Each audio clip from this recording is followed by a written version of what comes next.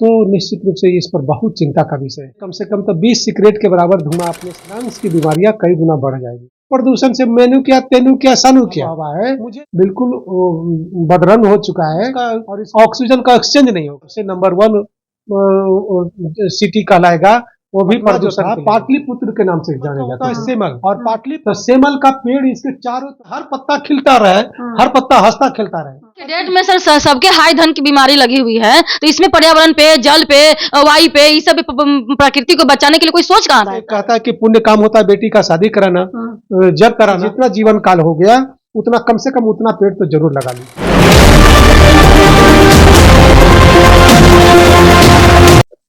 नमस्ते Bharat, DK special channel में आपका स्वागत है। मैं हूं डीके जी समाज से भी। देखिए, मैं मीठापुर आई हुई श्री राज ट्रस्ट इंस्टीट्यूट में डीके जी प्रवेश कर चुकी है। मेरे साथ मौजूद है डॉक्टर एनपी प्रियदर्शी सर हैं। लेकिन सुनने में आया है, यह सूत्र वाली बात नहीं, सुनने में इनको ग्रीन हीरो के नाम से इनको ये जाने जाते हैं। तो बात करते हैं कि दिल्ली से लेकर के पटना तक धाम शुक्र पटक दिया। क्या पटकाया भाई?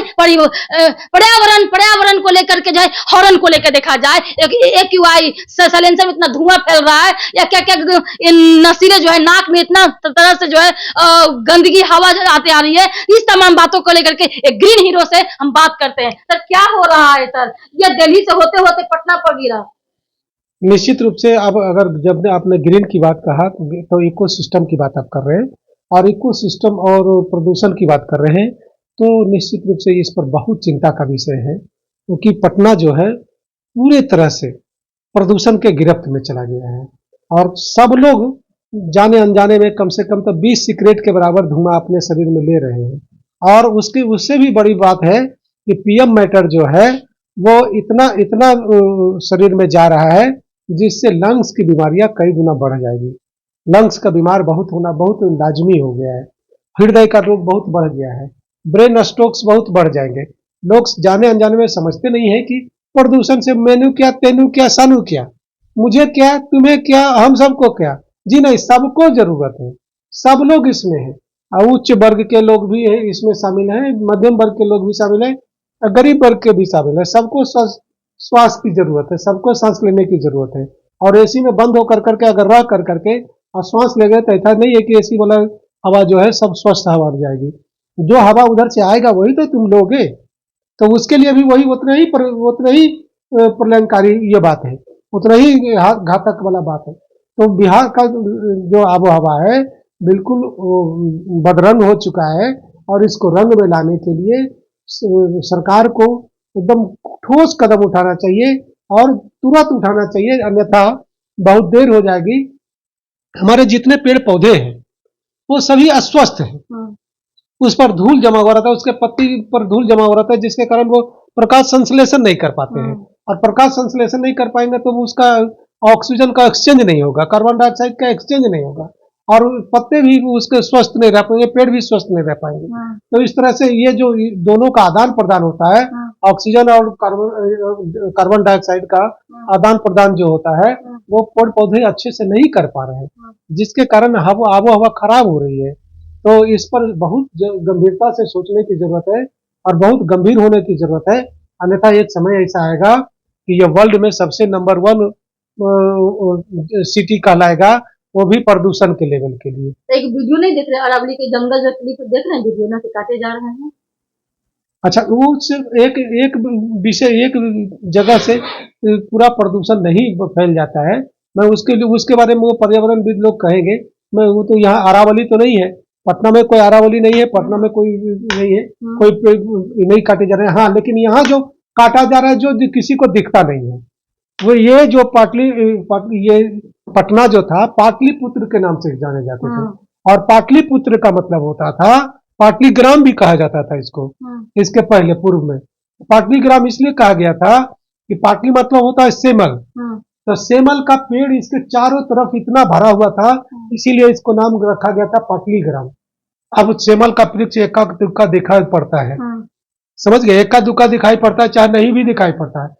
और जितने भी पेड़ थे सब कटते चले गए, और कंक्रीटों का शहर बनता चला गया। और अभी जो है पटना पूरा कंक्रीटों का शहर बन गया है। इसके जो लंग्स कहे जाते हैं, चिड़िया खाना, उसमें भी पेड़ पौधे बहुत स्वस्थ नहीं है, किसी तरह से स्वस्थ है, बहुत स्वस्थ नहीं है। बहुत स्वस्थ माने हर पत्ता खिलता रहे, हर पत्ता हंसता खेलता रहे, तो वैसा नहीं है, वैसा नहीं है। इसका कारण है यही प्रदूषण है। तो और मैं सरकार से आग्रह करूंगा, सरकार और आम जनता से क्या कुछ कहना हाँ, और आम जनता जैसे हम लोग तो अपना गिलहरी प्रयास हमेशा चालू ही रखते हैं। जैसे हमने नीम कॉरिडोर बनाना शुरू किया था, तो नीम कॉरिडोर अब देखिए लहलहा रहा है। वैसे ही एक दो आदमी से नहीं, सरकार को भी इस पर सोचने की जरूरत है, और खास कर करके जनमानस को सोचने की जरूरत है कि मुझे स्वस्थ रहना है। अगर उसको स्वस्थ नहीं रहना है तो बहुत मुश्किल हो जाएगा, उसको सजग होना पड़ेगा। नहीं सर, आज के डेट में सर सबके हाई धन की बीमारी लगी हुई है, तो इसमें पर्यावरण पे, जल पे, वायु पे, इस सब प्रकृति को बचाने के लिए कोई सोच कहाँ रहा है सर?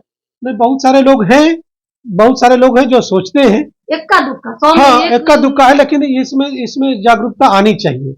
क्योंकि धन जो है, स्वास्थ्य धन सबसे बड़ा धन है, और इस धन को व्यर्थ कर करके दूसरा धन अगर कमा लेगा तो बहुत अच्छी बात नहीं कही जाएगी। स्वास्थ्य धन सबसे पहले है। तो हर व्यक्ति को कम से कम अपने अपने जीवन काल में, जैसे कहता है कि पुण्य काम होता है बेटी का शादी कराना, जग कराना, और सभी पुण्य कार्यों में से सबसे बड़ा पुण्य कार्य जो है वो पेड़ लगाना है। तो अपने जीवन काल में कम से कम 100 पेड़, जितने साल के हुए उतना पेड़ तो उसे जरूर लगाना चाहिए, ये मैं आग्रह करता हूँ। क्योंकि अगर आज नहीं लगाएंगे तो बड़ा मुश्किल हो जाएगा आगे चल कर करके आपके साथ। जैसे एक कहावत जो हमने अभी कुछ दिन पहले सुना था, पढ़ा था, कि एक वृद्ध आदमी आम का पेड़ लगा रहा था, वो 2-3 साल मरने वाला था, जबकि आम का पेड़ का फल कम से कम 5 से 10 साल में देता है। तो कुछ आदमी आकर के पूछे कि बाबा आप तो फल खाएंगे नहीं, आप पेड़ क्यों लगा रहे हैं? तो बोला कि बेटा अगर मैं ये सोचता कि हमारे दादा सोचे लगाए तब तो हम खा रहे हैं और आज तक खाते आए, तो वैसे ही आज हम उन बच्चों के लिए लगा रहे हैं जो हमारे आने वाली पीढ़ियां हैं। तो वैसे ही आज स्वस्थ अपने रह करके निकल गए तो बड़ी बात नहीं है। स्वस्थ हमारी पीढ़ी रहे उसके लिए भी, जैसे धन संचय स्वस्थ पीढ़ी के लिए करते हैं, पीछे के पीढ़ी के लिए करते हैं, उसी तरह से उस पीढ़ी को अच्छा हवा मिले, अच्छा वायु मिले, अच्छा पानी मिले, अच्छा भूमि मिले, इसकी भी चिंता हम ही लोग को करना चाहिए, हम ही लोग को करना है। तो यह भी करना हमारा ही दायित्व है। तो इसलिए मैं सबसे आग्रह करूंगा कि जितना जीवन काल हो गया उतना कम से कम उतना पेड़ तो जरूर लगा लीजिए। चलिए, बहुत बहुत धन्यवाद। यानी कि एक पेड़ जो है माँ के नाम हो, या एक पेड़ जो है बर्थडे में जब केक काटते हैं उसके बिहाफ में केक ना काट के आप पेड़ हो, पौधा हो, फ्लैट में रह रहे हैं, खिड़की, गमला, कॉरिडोर, कहीं भी हो, अपना लोग व्यवस्था के तरीके से छोटा पौधा हो कि भी लगाएं, और अपना भी कुछ अपना जो है फ्यूचर छोड़ के जाएं, नहीं तो फिर ना पूर्वजों को अभी भी गाली पड़ता है ना। इसीलिए अब धैर्य से रखिए, अपना जो है संपत्ति, भारत के संपत्ति और जो है प्राकृतिक संपत्ति बना के रखें। तब तक के लिए जय हिंद, जय भारत। देखते हैं डीके चैनल में लाइक शेयर कमेंट सब्सक्राइब पर फॉलो करें।